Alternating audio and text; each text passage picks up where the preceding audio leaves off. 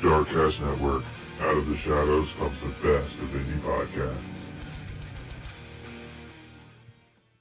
Welcome to the J Squared Horror Podcast, where two lifelong horror fans talk all things horror. Pour yourself your favorite drink and hang out. Here are your hosts, Josh and Jake.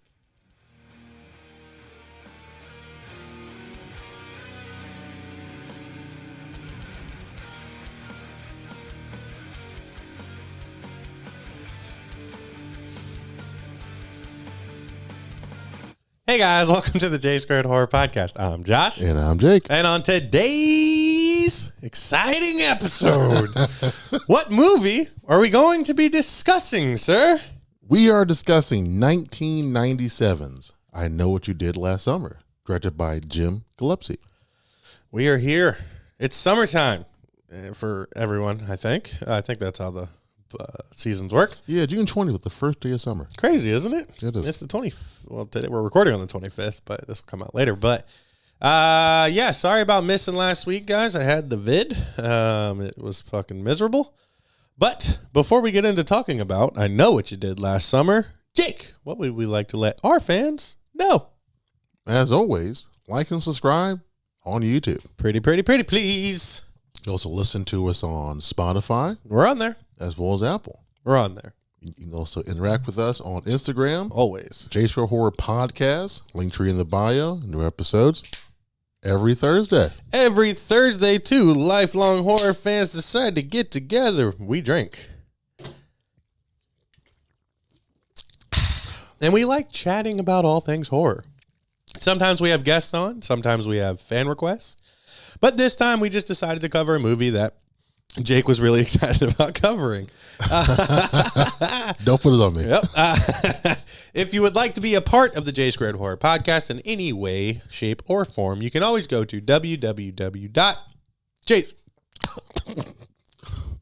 All right. jsquaredhorrorpodcast.com. I swallowed my spit there.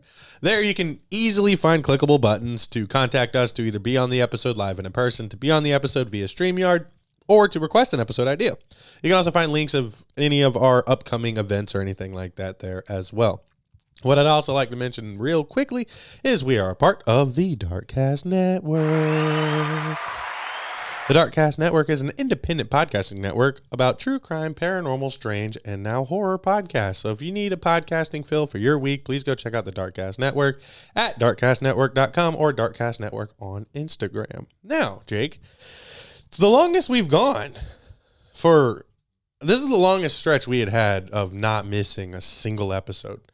Luckily, we doubled down a couple weeks ago, so like on paper, we're still pacing very well. Sure, yeah. How are you feeling? How was your week off from from me and from podcasting? How you been, man? How's everything going? It's going pretty good. Good. The last couple of days, I watched a couple of movies. Nice. Sunday, I told you I watched Paterno. Yeah. I watched enjoyed Paterno too after you. What were your thoughts? It was good. Okay. Yeah. Great acting. Yeah. I forget how much that stuff bothers me. So like I was Yeah. ready to fight people. Yeah. And I remember because I was younger when that was happening, and I didn't really pick up on the severity of the situation. But yeah, that was Al Pacino fucking proves that he is a goat Yeah. He of did all time. Very good job. That movie leaned heavily on his performance. Yeah. And then I also watched Naked Gun. Oh, I haven't shit. watched that in a while. I've never actually sat through Also on Mass. All three of them up there. start to finish. I've never sat through start to finish on Naked Gun. Yeah. You got to. None of those. Really? None of those. Yeah. Classic slapstick with that guy. I've just never, I know they're good and I know they're funny. I've just never, it's never been one that's been on my radar. You check it out. I will, yeah. Your movie recommendations outside of horror are always solid. Thank you. Always solid. I know when you shoot me one, I'm like, I can watch this one. Yeah. Yeah, being that I had COVID, I went through the gauntlet. I'm not usually alone that long. And there's a lot of consumption of war movies, of rom-coms. What's one rom-com you watched? You enjoyed? I always When Harry Met Sally. Okay. It's my go-to. Okay. You guys that have been OG fans since day one know. You said that numerous times. Anybody that's been around for a while knows that. I thought about putting on some of the new ones, but I was like, I'm just not in the mood. Definitely rewatched a couple of my favorite, Saving Private Ryan, It takes up such a good chunk of my day. It helps a lot. And it's good every time. There's another one called The Outpost that I like a lot. It's a war movie. Okay. And then I watched Ghostbusters Frozen Empire, which I'm not going to spoil for you, but, I can't wait to chat with you about it. All right. And then I watched Terrifier 2. I watched a couple of things. Some of them I just don't remember because I was in fever. Yeah. Just like fucked up, like not feeling good. Just shit was on in the background and I was just dying on my couch. But yeah, there's some cool stuff coming out that I know we're both excited about. I think Maxine's going to be the next one we get to see and probably cover. Well, actually, no. What is it? Longlegs is after Maxine, isn't it? Is it? Yeah, I think it's mid-July that Longlegs comes out. Okay. Maxine is next week, I do believe. Oh, fuck it, yeah. Yeah, so I'm gonna rewatch X and I'm gonna rewatch Pearl and then be ready to get into it. And whether that's a full episode, like a Thursday episode, or a bonus, Yeah. we'll decide. Okay.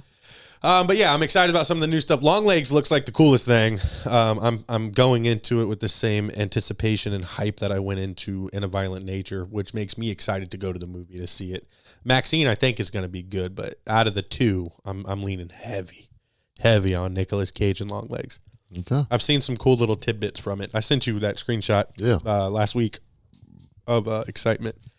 But now we get to get into the beautiful 1990s horror. It's not either one of our favorite years or decades of horror. No. Other than Scream, which we made you guys suffer through a month of. You loved it.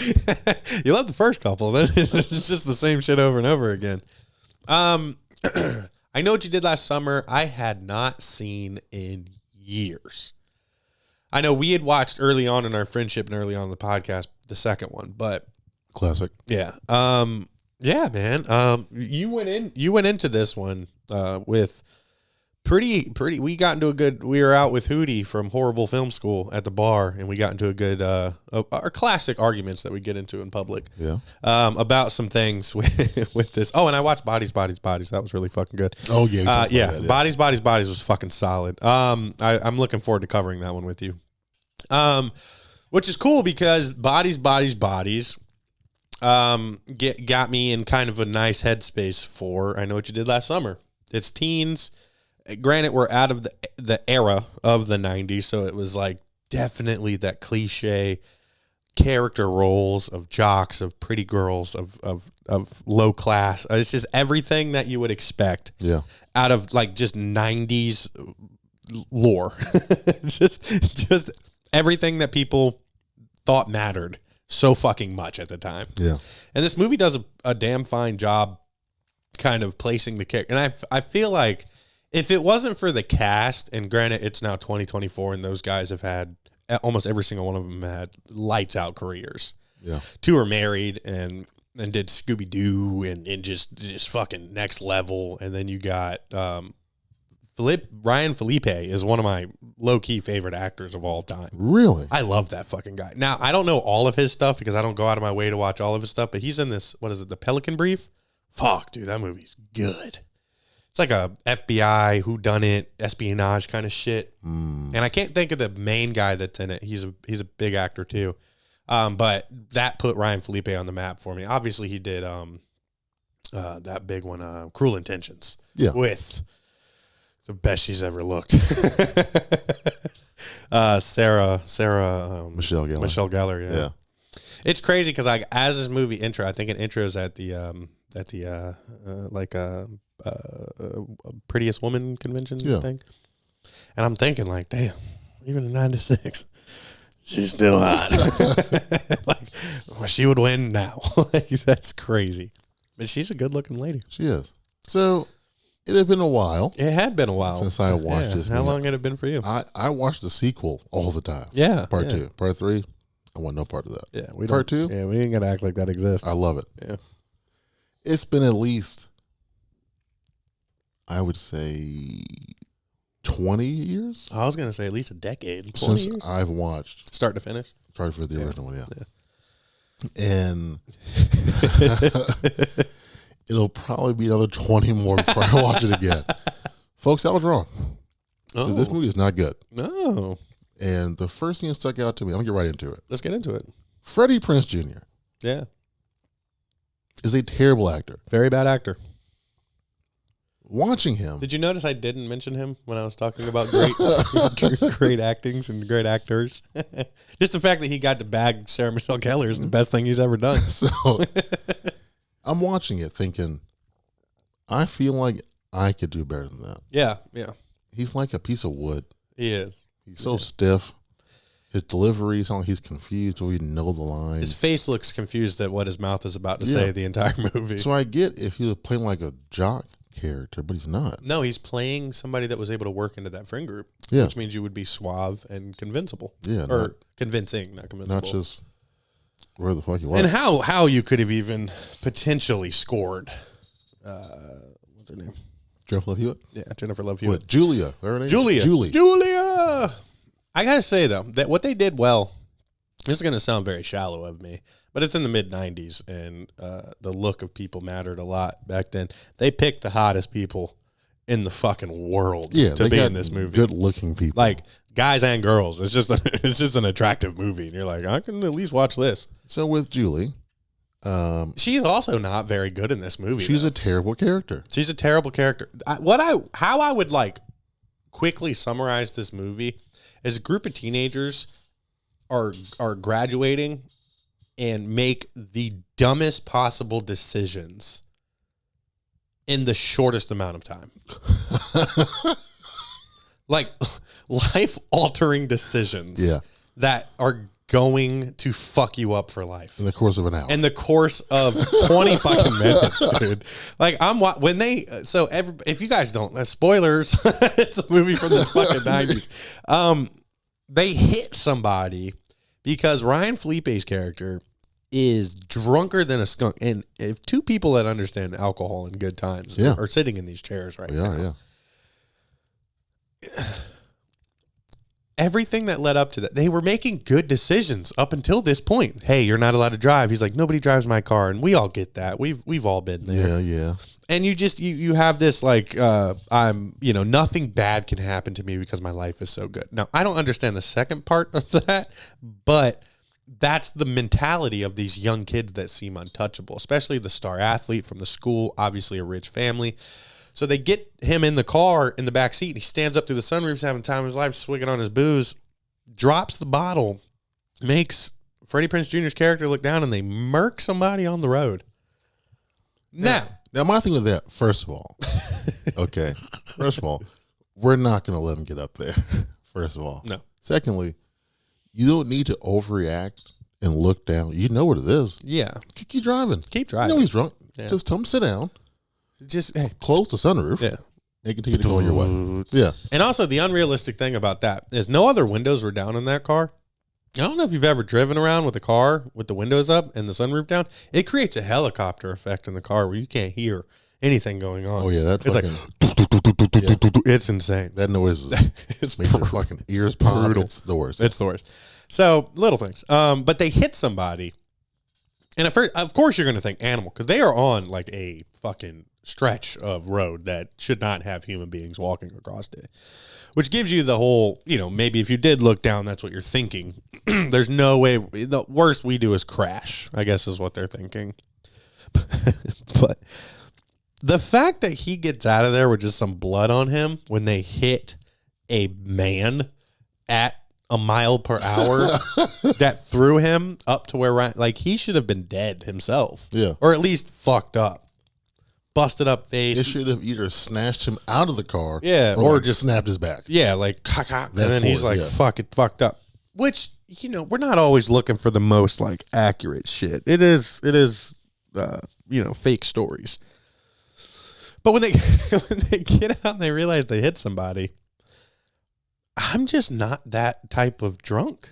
To where I'm like, no, like we're gonna get in so much trouble. Our lives are ruined. We're gonna devise a fucking plan. So we're gonna make a blood pact right now to physically like not even just leave him there. I would have just left him there. And the fact that Julia thinks that you can somehow trace paint from a BMW to the dead body to the teenagers that were driving this, just further proved how dumb all these characters were, how out of touch they were. The first thing that pissed me off was Freddie Prinze getting out the car. First thing he said, I thought it was a dog. Big fucking dog. You thought it was a dog? That's what you're gonna say. We're trusting you to fucking drive? You thought it was a dog out there? That's what we're all gonna say. You thought a dog was just standing up on his hind leg, just standing up in the street You saw something, yeah. with clothes on? Had Or enough- are you drunk as well? he's got post sex brain. His shit is foggier than a motherfucker. Sure, yeah. It's probably worse than drunk. Then I You thought- just finally got laid. I thought about that sand. There was no blanket down there with him. Yeah, dude. That was, That's gross. There's no raw dog in it no. on a sandy beach. Mm-mm. And they got to be like northeast or like, are they west? Where the fuck are they? Like Seattle? I thought they were in North Carolina. Beaches don't look like that in North Carolina. Every plate that I saw in What? this Oh, you're movie right. Everything was North Carolina, Yeah. but they don't have shit like that. That's like New England type shit. That's what I dude. thought it was. Yeah, I thought it was like either like Seattle ports or like New England ports where they got those super high cliffs Yeah. and fucking crazy This shit. entire time, I'm leaning Seattle. I thought it was like Maine or Rhode yeah, Island. yeah, something like that. Because they made it seem like it's just some small Some small fishing town. fishing town. Which fishing towns in our area, where we're East Coast beach people, so we know it's going to be low. And it's going to be right there. It's not some tucked away town in cliffs. It's like our fishing towns are, I guess, right here. I mean, Yeah, they're super busy. it's like Shore Drive. Yeah, they're not like Busy as fuck. I don't know. You know, It's the 90s. Maybe things weren't so things were different back built up. then. It's frustrating. Some of the worst decision making ever because they decide to hide the body physically, not just leave them there. Also, yeah. So once they decide we're going to throw him into the water, Yeah, but the thing is he's alive. yeah, Everyone knows that. yeah. And you're still like, this is the way. Fuck it, he's dead. He's dead to us. Yeah, it takes the crown, jumps, falls, and Ryan Felipe's character dives in and gets the shit scared out of him. His eyes open up. I would have grabbed him, picked him up, and been like, "Are we good, dude? Yeah. Like, I might have killed you earlier, Yeah. but now I've saved your life. I see you're back. We're equal. You're like Jason. Yeah. You're in the water. You're back You're to back life now. My bad. I was drunk. Yeah, You know, Freddie Prinze. He's not all the way. So we get Yeah. it. Our Yeah. bad. We fucked Yeah. up. Yeah. And you also have the dude from Big Bang Theory. Oh yeah. Yeah, I forgot he was in this movie. Why does he get killed? That doesn't make any sense to me. It doesn't make sense that anyone gets killed who's not. That not directly One of them associated four, with yeah. them. Or if somebody would have gotten in the way of him getting to them, okay. Like the cop, cool. The Yeah. sister, I think, Billy Madison's teacher, Yeah. Well, she was in the way of him. she was in the way. So those Yeah. two made sense. Yeah. But the first kill of this movie was somebody that drove past. Who was there? And I guess he was technically there that night, Maybe but he there felt was he there didn't is do a anything to help zero him. there's a 0.000% chance that guy that was unconscious until they took him to the docks Yeah. would have remembered that truck, remembered the plate to then look up who the fuck that was. Yeah. That doesn't make any sense. That being the first kill, I was like, ugh. This is fucking stupid. I saw it coming from a mile away. You got the fucking 3 slow-mo shots of the ice hook thing, which, it's just like Halloween Kills. You got that fucking car compactor, Yeah. and you're just like, this is going to haunt me for the rest of this fucking movie. The only good redeeming thing about that is that becomes like an iconic thing for him moving into part 2. I love the weapon choice. Yeah. I don't hate the weapon choice. Makes sense for the town. Totally makes sense for the town and the look of the killer. What I don't like is it's such a plot-driven story. It's a specific thing that happened that led to the events of the movie, and he had nothing to do with it. Yeah, he was just You could have just grabbed it off the ice block and let him keep sorting his craps. yeah. I guess it was used to scare Julia later, but even then, like, was that real? I don't know. There's no way she would have envisioned that, but there's no fucking chance in hell he could have gotten all that out of that trunk in that time. So space. it had to have been in her head. It had to have been. But he still died. Maybe We saw that on the camera. stress and the guilt. There's no way her running to their house and coming right back. That guy had time to pull up in another vehicle, get the body out, all those fucking crabs A out, lot of crabs. and then leave. There's no way. There's no way. There are some plot holes the size of the Grand Canyon in this motherfucker. But it's the 90s. What do you expect? Movies then sucked. And what's crazy to me is the screenplay was written by Kevin Williamson. What's he done? Scream. So this is one of the instances where the 90s movies do not remind me of Scream. Yeah. This is the only instance of like, Because because he wrote the screenplay for both movies Urban Legend was, and wrote them totally differently. yeah. But one only happened because of the success of the original one that you did. Yeah. Why would you not kind of make it the same? Yeah. No, dude. But, so, another thing that gets me is there's a scene where Julia and Freddie Prinze Jr.'s character, I think it's Ray. I do believe his name is Ray. Julia and Ray. Yeah, Ray sounds right, yeah. Yeah, Ray. Yeah, I was actually working hard on trying to remember these fucking characters this time. I know there's Ray, there's Julie, and then there's... Oh, it's Julie, not Julia. Yeah, I've been Julie. fucking that up the whole It's all time. good. Sorry, guys. And then there's the others. The others. Yeah. Well, what's funny is when they all finally, when she gets the random note and she just kind of starts freaking out, and they all kind of get back together, they see him at the thing, and they're talking at the pier as exes. Then they're like talking, like casually. And then he like just says something, and she just is like, I don't want to be with you. And then runs off. I'm like, God, dude, why do you add this terrible acting and storyline? Yeah. Her exact words were, I don't want to know you. I don't want to know you. Yes. And I thought, what the fuck are you talking But about? the thing that fucks me up is they were talking so casually, like nothing was leading that way yet. And then he says like one thing of like, he says like we, and she's like, There's no we. I'm like, this is you, I'm gone. This is the worst. And like, Although the reasoning behind it makes sense because she's the only one that did not want. she's also a terrible fucking friend. She's a very bad friend. Yeah. She treats, I want to call her Cece, but that was her name in Scream 2. Oh, okay. Sarah Michelle Gellar. So I'm going to call her Cece. Who cares? That's fine. She keeps treating Cece like shit. All the time. Okay, my bad. We fucked up. Yeah. We were young and drunk. Okay. So it's a year later. We're better people now. Working at a perfume store, Yeah. like as a perfume counter. I'm Yeah. not doing great. All of our dreams didn't work out. None of our dreams worked. The only one Yeah. that's chilling is Ryan Felipe up at his rich parents' house. Yeah. With his Beamer fixed. He ain't got to do shit. Nothing. Just living life. What was the dog tag thing? Was there a reasoning behind the dog I wasn't tag? sure because he was not in the military. He was not in the military. His dad must have been like a colonel or something with all that Yeah. money. It makes sense, but why? Yeah. Always wearing dog tags. I kept seeing them and always I'm like, tucking them in. yeah, I'm like, what the fuck, dude? Whose are those? Can we pause? Did we miss something? Let us know in the comments if we missed something from that. When after the first kill, I'm struggling. And I'm trying to find my way through this movie. And then Ryan Felipe's awesome boxing jiu-jitsu slow scene of him just fucking up the bag, working out, and then being the cliche locker room towel scream, scary scene that then he tries to run down his BMW, which is impressive. You can tell he's an athlete, but they also took his Letterman jacket, which if you're an athlete, I guess is the world to you. You can be the world's greatest athlete.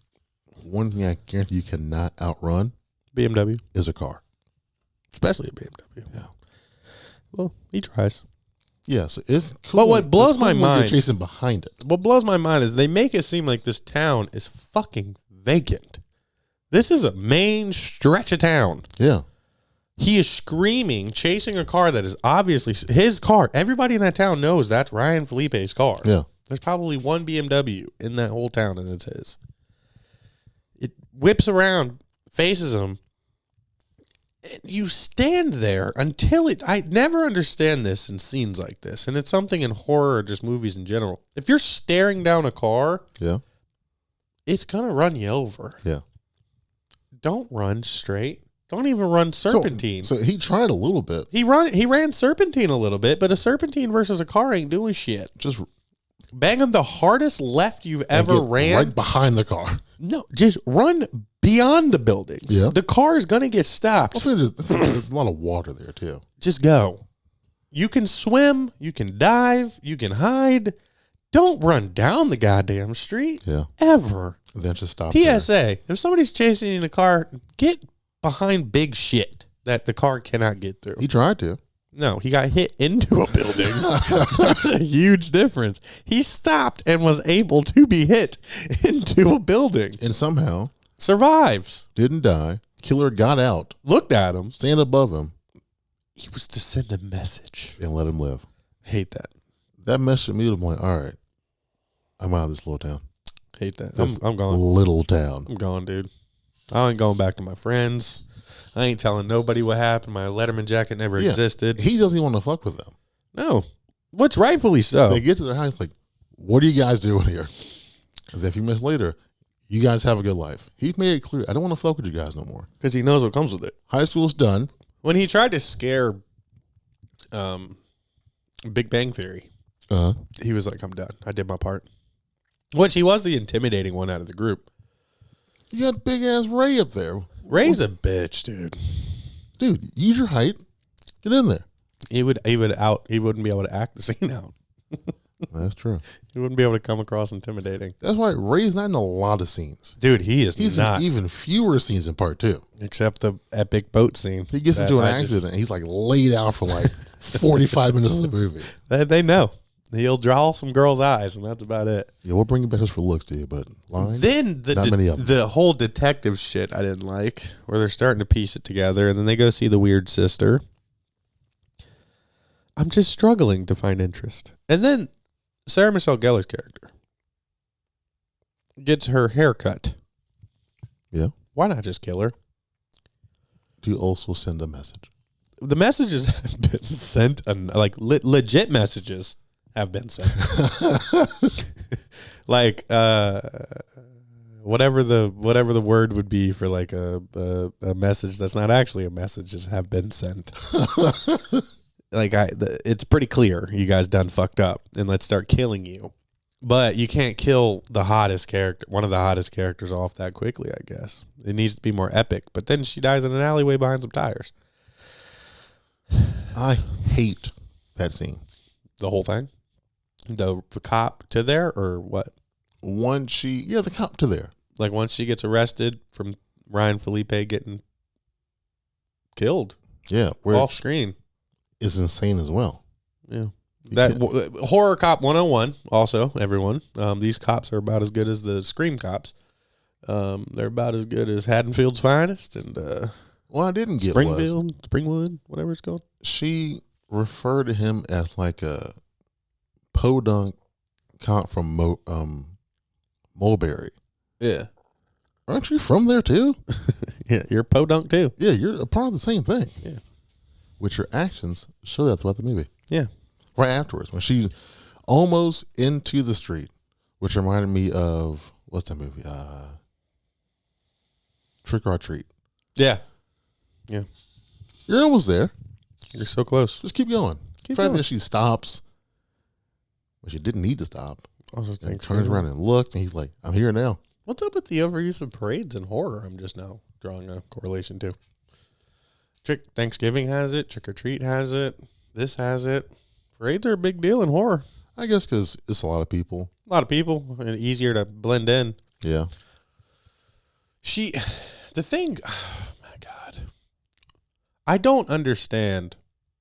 Mayberry, that's not Mulberry. Mayberry. Yeah. I don't understand the fact, one of the things that pissed me off about that scene is he is chasing her. And then she even says, go lock the other door, which is the one he uses to get in, which is fine. But he decides to put the plastic on and stand like a mannequin. Like that, what? You have the advantage already. A lot of advantages already. You killed, I think it's her sister. Yeah, it's older sister. Older sister. Beautiful. I love her as Billy Madison's teacher. She's in Mortal Kombat too. Oh yeah, god damn right. But that's once again, it's just things that just piss. It doesn't match anything else you've done. Then it's they went for a jump scare. The only reason she survived that part is because he was covered in plastic, which he did to himself. Because when he leaps at her, he's like, "Oh shit, I can't do anything because I'm in a big sheet of plastic." And then it gets to the chase, and the chase scene. it doesn't work because the cop got killed prior, which we mentioned. He goes to check on somebody that has a broken down car and then gets hooked. And I gotta say this, probably we'll get to that because we always do our favorite kills and shit at the end. But it was a good looking scene. That part I did like a lot. But then off screen for the two main characters yet again. Why are we continually going off screen for this shit? Ryan Felipe, we didn't even know was actually dead. You assume that she got because the parade got really loud and then quiet and you didn't hear anything else. And then they're both found. I guess you're supposed to assume that's what those dummies were them two because they don't look jack shit like either of them. I just assumed it was. You have to assume. It looked nothing like them at all. Mm-mm.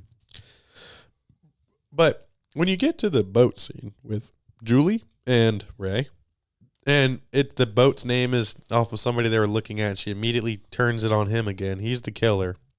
Which honestly, I probably would have enjoyed this movie better if he was the killer. It went with the screen boyfriend theory. I'm not sure why he would have been the killer, but and just because he was never really the man that should have been in that friend group and always felt alienated and then didn't really want to do anything that happened and it all happened and then he has the worst of it because he's a fisherman and he never wanted to be. Oh, you know the good twist. If that was his dad. Yeah. If that was his dad, I'd still be on board. We claim he didn't know his dad. He talked to his dad maybe. But he knew he was a fisherman. Said. I feel like they tried to hint down that. Yeah. Which they do in part 2. Yeah. They hint towards maybe it's his dad. Maybe he is a killer. But I'm playing it. He's not selling it enough to convince me it's anything to do with it. But this is where the movie. The fact that he went to saw her and used his fucking boat's name, dude, you're an idiot. Yeah, pretty dumb. Which we knew the whole time. But the other thing that pisses me off is we get to this part. We're finally like, she's running away from him, and you're like, it could be him. Yeah, could be. And then he gets laid out by a guy on the dock, and she immediately trusts him enough to go get on this boat. Wouldn't get on the boat of a guy she dated. Yeah, guy she fucked. Yeah. But a random guy who we still don't know if any of these fishermen are not the fishermen that are killing all my friends. That's what I get either. So when Ryan Felipe earlier tackles that guy. Yeah. And the guy reacts to him, he goes, "Where is he?" You don't know it's not him. No. Yes, there's so many. Yeah, seeing his face one day. He could have just been like, shit, you got me. And that's why his eyes are all fucking wonky. Yeah. Yeah. All right, but go ahead. It's just, there's so many, once again, some of the worst decision making from movie creators to actors' choices in this whole fucking thing. And it's like, she gets on that boat, sees the pictures of them, and then it's like, it's like taking off Jason's mask. It's like taking off Michael's mask. It's like Freddy Krueger being the human version of himself. We've built up this entire movie of a badass looking villain, and then it's just a white old guy fisherman. Yeah. And that's the final. The final is not against the whatever they call that thing in the hook. It's a guy on a boat. Yeah. And it just doesn't do it for me. And then there's another thing that really pissed me off. And this is me looking at the movie very cynically. She is crawling around in ice and never once looks cold. That pisses me the fuck off. So it pisses me the fuck off. I did think about how cold it would be. Her really like sliding around in that ice. Just give me a shiver and a blue lip, dude. I'm sold. Yeah. She's still in a tank top chilling. Yeah. Not chilling. Yeah, not warming. Chilling how she should be. Yeah. The best part of that is when Ray gets yeeted off the boat and it has the fisherman mentality to grab onto the net like he did. Yeah. That's actually believable. That out of everything.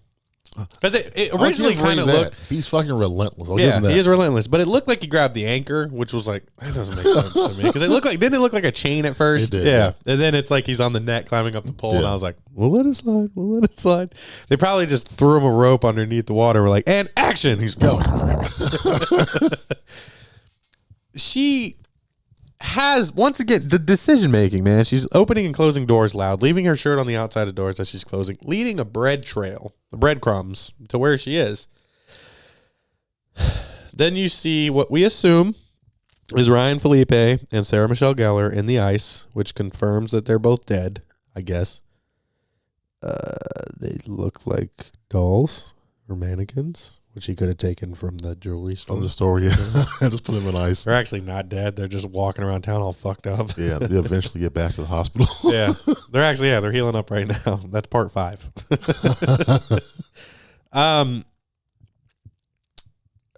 I forget the original story of like the maniac with the hook, because I know that plays into, because the cops even say it, or like he's like, that's not how I remember the story, or something along those lines. Yeah, so Ray tells it. Yeah, the beginning. Yeah, when they're all hanging out. On. Yeah, if I remember correctly, he does tell it right. Okay. It is the hand and the hook that's left on the car door.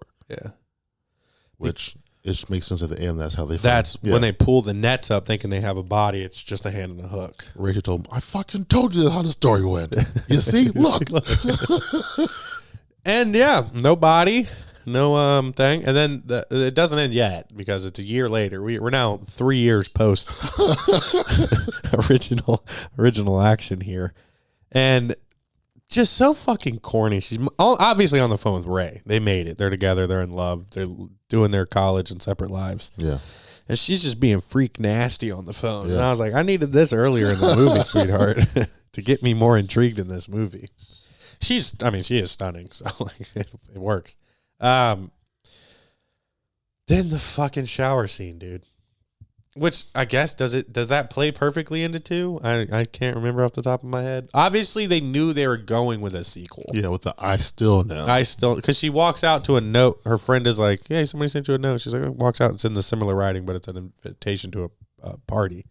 And then she goes back into the showers, and she clearly put the water on 1,000 million degrees, because at the time that it took her from walk out of the shower to read a note that says you're invited to a party, walks back in, and it is the mist in the fucking thing, and then she sees through that to then see "I still know" on a glass door, and then it's like a jump scare type blackness that happens, which they mentioned in the second one, her going to like therapy or something for these dreams she has. Oh, so which makes me that was obviously a dream. Yeah, and I think the crab shit was too. Maybe she hallucinated. But she didn't know that he died. Nobody knew that he died. So how would she have picked one random body?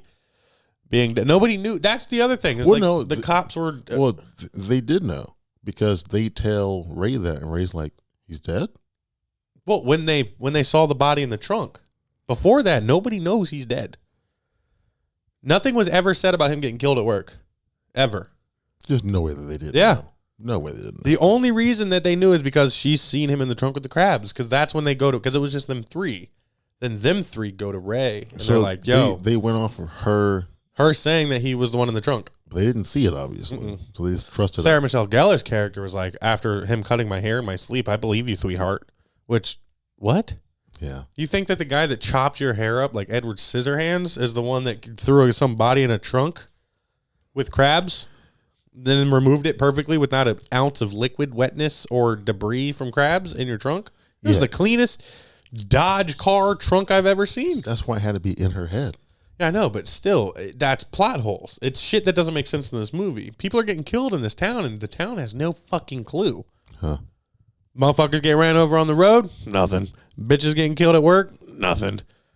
It's so dumb. It's so dumb. And there was never like a main cop other than the guy that like gave her a ride. They never actually went to the cops for help, which makes sense somewhat because they knew better. But it's they couldn't go to the cops. Yeah, but also like, what you could just murder in this town, dude. Even at the very end, when the cop asked them, "Is there anything else?" Yeah, no. They like cuddle together. No. You guys just love to lie. Mm-hmm. You didn't learn your lesson from what happened. Yeah. You want to lie some more. Yeah. All right. That's the movie. On a scale from 1 to 10. Nope, not yet. What was your favorite kill? Sorry. That's always first. Favorite kill? Damn. There's only 2 that we see. 3 that we see. Probably the first one. First kill. Him in his work? Yeah. Big Bang Theory? Yeah. I'm going cop. Okay. Only reason I think that one's the best is because you actually see it all happen. Yeah. They used good prosthetics, up the gut, blood, carried him for a little bit. Loved it. That's how it should have been for all of them. Like, you should have seen Ryan Felipe and Sarah Michelle Gellar hooked on the hook getting carried somewhere. Especially Ryan, the shitty character he was. Yeah, you should have seen him getting absolutely fucked up. Yeah. Not Dewey in the sound room in Scream 2. Just, that's all that reminded me of. I was like, oh, there's Dewey up there trying to egg on his girl. All right, so now on a scale from 1 to 10, where do you now sit with I Know What You Did Last Summer? On a scale from 1 to 10, I give it a 3. Nice. On a scale from 1 to 10, I am in 100% agreement with you. It's a 3. All right. I will say that for the time, it was probably perfect. You probably had nothing to really compare it to, but it's 2024. There's some good shit out there. I saw something. As of 2021, it was the 7th highest grossing slasher movie ever. It's considered a slasher? Yeah. Okay. Weird. All right. Number 1 for 3 weeks when it came out. That's just your cast. They dude. were on that. They were on that Scream. You know what I bet's above high. it? Scream. Of course it is. Scream's got to be one of the best grossing slashers. I would think so. Yeah. But the thing that pisses me off about both of them is it's not like, I guess it is. I like the idea of monster slashers, not like actual people slashers. Okay. I like the unknown. Yeah. Black Christmas, Halloween. Even though everybody's like, it's Michael Myers. It's not, because, you don't really see his fucking face. The masks aren't taken off, and he's not walking around in the normal fucking outfit going after Laurie Strode. Great loophole. Yeah. If you want to figure out how to kill your victims, stop dressing like the bad guy. Dress like a normal fucking guy. Yeah. And go fuck them up, because you can walk around town. Hey, guess what? It worked in this movie. Have a full-time job. It worked in this fucking movie. I'm Pinhead. Just he had a horrible construction accident. Is that the hell priest? No, that's Bill. He got fucked up on Site 3. Yeah, I don't like this movie. I'm never going to watch anything. Like, I'm not going to watch that TV show that came out a couple years ago. There's a new one coming out next year. Is that what it is? It hasn't come out yet. It's going to come out? Or didn't one come out? There was a TV show. Yeah, a TV series. A couple years ago. Yeah. Didn't do very well. Yeah. So I'm not sure if that was more the movies or the books. Because this movie's based on a book. Oh, I didn't know that. Okay. From the 70s. Gotcha. But he wrote it more like a slasher movie style. Also Hellraiser, yeah. So 2025, there's going to be another one. From what I've read, it's a direct sequel to the original one. Oh, one of those. They're Yeah. pulling a Scream, Yeah. Scream X. So Not Scream, Saw. So Saw X. we're going to get probably I Know What You Did Last Summer 2025. We will probably watch it and cover it because we've covered the original. We're gonna figure out what we're covering next week. So keep your ears pierced, ears open, not pierced. It was good being back in the seat, man. I had a good time. Yeah, it was good. I missed it. We haven't had a week off from podcasting and friendship in quite some time. Yes, since last year. We were originally going to do ATM, and I watched that shit the Monday that I got COVID. It fucking sucks. Can't wait to talk about that one with you. That was a fan request. We'll get around to. Did you watch it? Of course not. You're like, this bitch got COVID. What's up with this shit? Yeah. Did not watch it. We'll probably figure out something cool to cover. Maybe some Ty West shit because Maxine's coming out. But keep your eyes open on the Instagram. We'll let you guys know there. Please like, comment, subscribe along, man. We'd like to see some fan interactions. That always cheers us up a bit. Yeah. Had a rough couple weeks. Man. Also, huge shout out to Peter Anthony for coming on the show the last time we did it. Yeah, man. thank you. A good fucking time. Pete, thank you, Peter. Thank you so much for coming on the show, man. He did send us our copies of Roseblood. I've got to give Jake his. Man, this was a good time. Thank you, everyone. If you have any requests, please let us know on our website, or you can email us at jsquaredhorror@gmail.com. Comment on our YouTube if you want something. Anything we see, we'll put it in the queue and potentially cover it for you guys. A humongous shout out, as always, to our main supporters. Jeff Balance, who does our design work. Anything you see between us on YouTube, on the clothing that we wear, J Squared wise, and any of our social media icons or little images, that's all done by Jeff Balance. If you need any graphic design work done, please let us know. We'll get you in contact with Jeff Balance. He does great work for great prices. A humongous shout out to Lucky Riggs. He does our intro and our outro music. We love it. Fits the podcast well. A humongous shout out to Mr. Jake Devine for being the world's greatest host a guy could ask for. Thank you. Amazing friend as well. We're about to go have some fun after this episode. And all of our fans, all of our long-term fans, man, thank you guys so much. I see your likes. I see your comments. Ross, Susan, all you greats, Courtney. Nope, she's not a fan anymore. My mom, my sister. No. All right. 2. Yeah, man, we've had a good time, and we keep hoping to grow and bring you guys content that you want to hear. This, ladies and gentlemen, is the J Squared Horror Podcast. My name's Josh. And I'm Jake. You guys have a great week, and always remember, it's hip to be squared.